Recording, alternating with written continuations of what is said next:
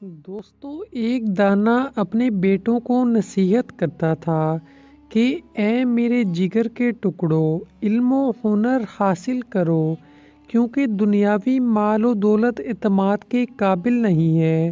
چاندی سونا چوری ہو سکتا ہے، سفر میں تلف ہو سکتا ہے یا خرچ ہو سکتا ہے، لیکن علم ایک لازوال اور بڑھنے والی دولت ہے۔ صاحب علم اگر دنیا کی دولت سے محروم ہو جائے تو پرواہ نہیں، کیونکہ وہ علم جیسی لازوال دولت کا مالک ہوتا ہے۔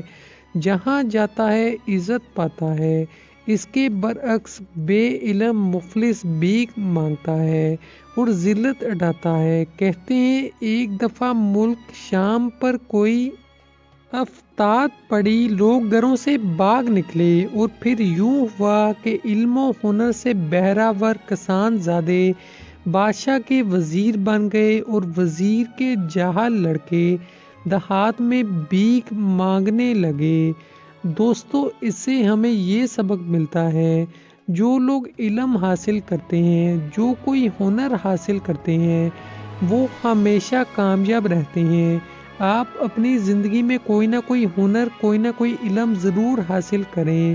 زندگی کا نام سیکھنے کا عمل ہے، کبھی بھی سیکھنا نہ چھوڑیں۔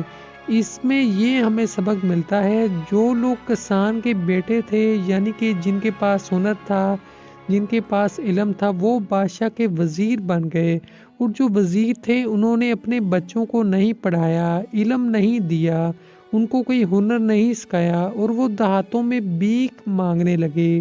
دوستوں، ہنر ایسی چیز ہے، انسان کو خود پہ اعتماد ہوتا ہے کہ میں اپنے اس ہنر سے، اس علم سے کما لوں گا۔